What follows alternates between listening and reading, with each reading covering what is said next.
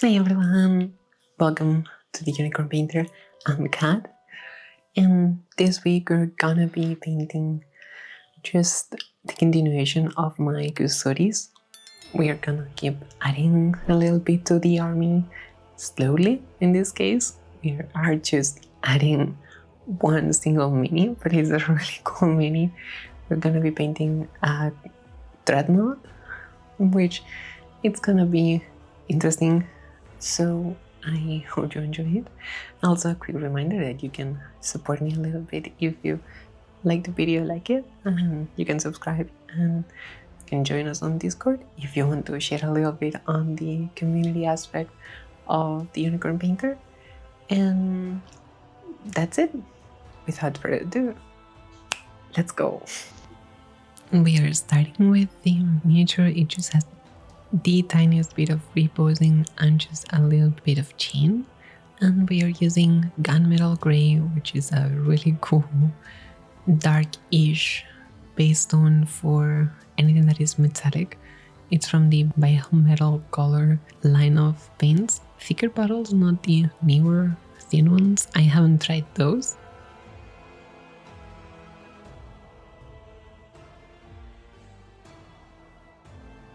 But after we establish all the really lovely deep parts on the paint job, we are going to be using Duraluminium to create all the highlights and the final value sketch on anything that is metallic.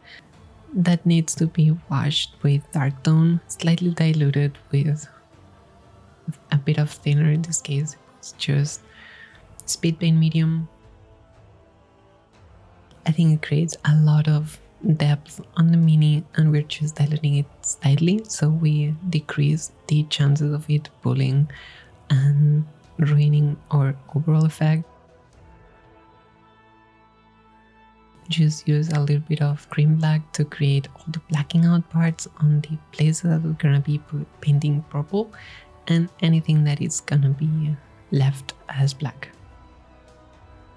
The base color for the purple is Terrestrial Titan, which is slightly desaturated purple, well, more of a violet, okay, but according to the army painter is purple.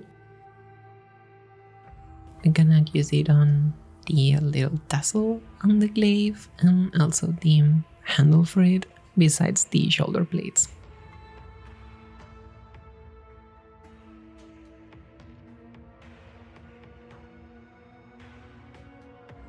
We're mixing a little bit of the Terrestrial Titan with Cultist Purple, I think it is, the next one on the Dryad, to create a little bit more of the highlights on anything that it's going to be the purple. I'm going more for value sketching than just completely refined and smooth colors. As you can see, I'm just using almost this straight version here, just diluted with some water to create the more transitions between one to the other. I'm more focused on a little bit of the light placement rather than the blending and super smooth finish on these colors. It's probably not the right placement for a lot of the highlights, I want to think, but I need to get better at understanding where light falls off, and maybe this was not it. But I think it looks really cohesive, really nice, and just highlighting everything and unifying it looks amazing. For gold, we are gonna be using Necro Gold, which covers really well. Just thin it down slightly so it flows and creates a really smooth finish to it. Don't glop it because it's metallic paint. You can make a mess if you're not very careful when you're applying metallics. You can create something horrendous really quickly.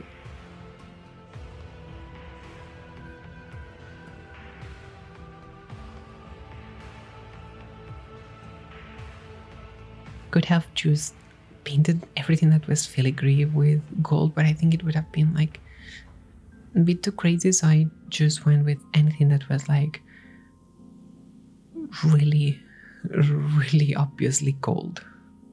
And just a little bit of the Abdelung fast drying thinner and the classic burnt umber and ivory black to create our favorite black oil wash, brown, black, you can call it both.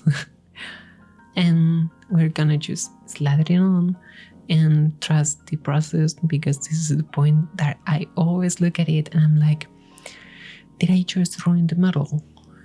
Have I just completely dunked oil everywhere and destroyed all my previous work and this mini? Do I need to strip it now?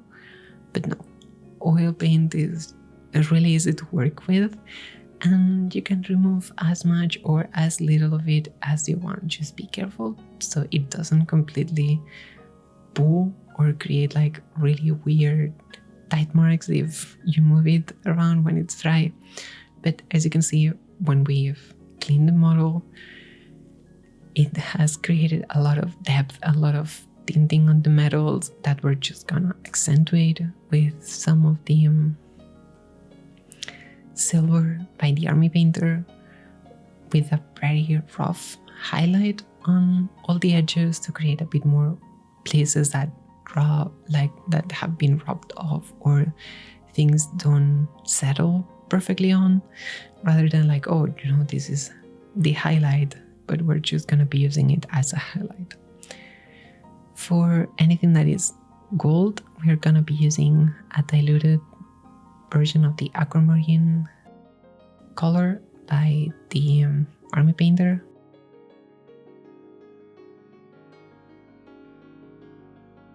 To create this really cool verdigris effect, this tarnished gold, which I think it meshes really well with our overall scheme and like everything that we're gonna be doing.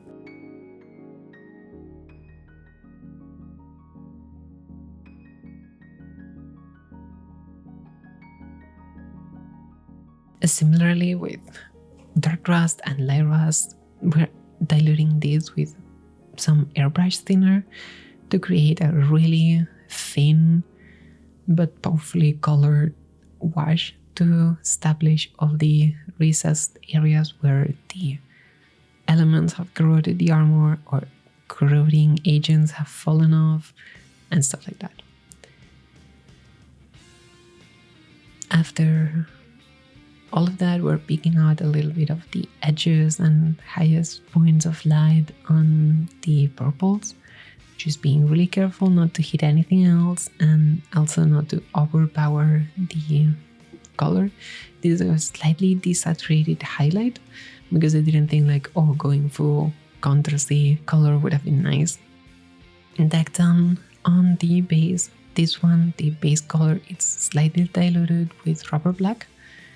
And we're using just some very olivey greens to create the vines that are on the base.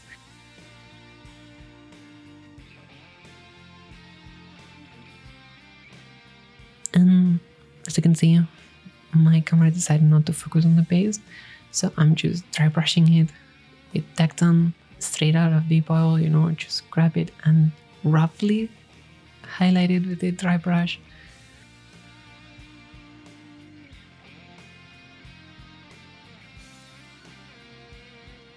We are diluting a little bit of Acrylics Earthshade with speed paint medium and just a dash of matte varnish. This one is ultra matte, to create a really nice smooth finish to the cream on the base color that we are applying on the base.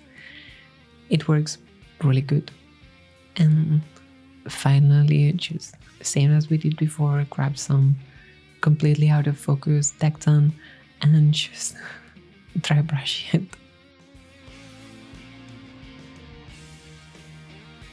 You can also use it to highlight, if you want, a bit more the black parts on the gun weapon thingy.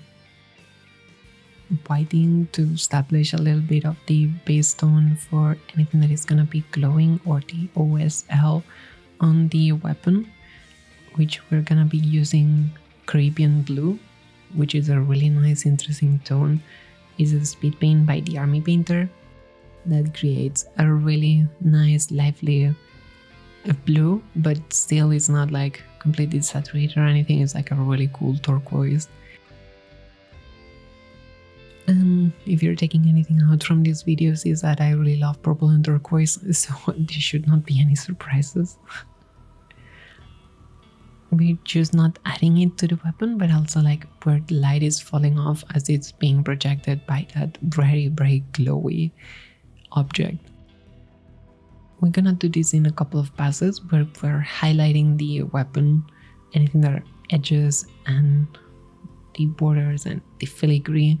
Anything is getting a highlight on their edgy bits.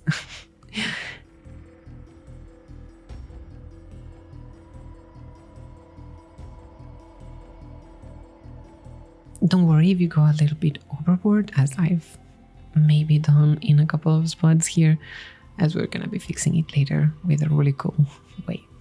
I'm adding some squiggly lines to emulate as if they were like lightning or, you know, energy arcing throughout the weapon from maybe the core of it to the edge, as if we can see this whole shape, but maybe the actual part that is tangible is smaller. And as I was saying, we're gonna fix all the bit splotchiness and stuff, and it looks really cool by diluting some Caribbean blue into like a thick wash and washing it over the weapon to blend a little bit better all the effects that we've done. We're gonna do that in a couple of passes. You can do one thicker one, you cannot do it, it's up to you. And now after that, we're just gonna highlight a little bit of those same edges that we've now washed to create that extra depth on the light. To finish the base, I'm just adding a little bit of shrubbery in general, you know, like some flowers, some plants, and to blend them a little bit better, I'm just using dark tone through the airbrush to make them a bit darker and more like in line with what we're seeing in the finished miniature, make it a bit more cohesive. I really like how all the steps have added something to the mini. They're not meaningless. Everything that we've done has a lot of impact on the final result. And I really hope that you like this beautiful Dreadnought.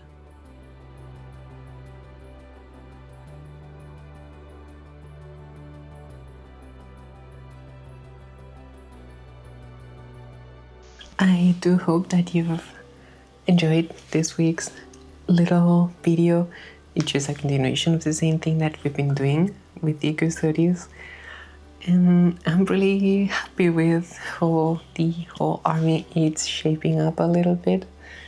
And I don't know, I think I may just have to paint the rest of what I have in a bit of a hurry, because like I want to take them for the next game that I'm playing of 40k, and I think it's happening soon, as in next week soon. So I will have to paint like 13 more Custodes. Which it doesn't seem that much when I paint whole armies, and that's like the basic unit, but these guys have so much detail. Yes, that was all. Remember to like and subscribe if you enjoyed today's little tutorial video rambling thingy, and just let me know what you think down below, and I will see you next week.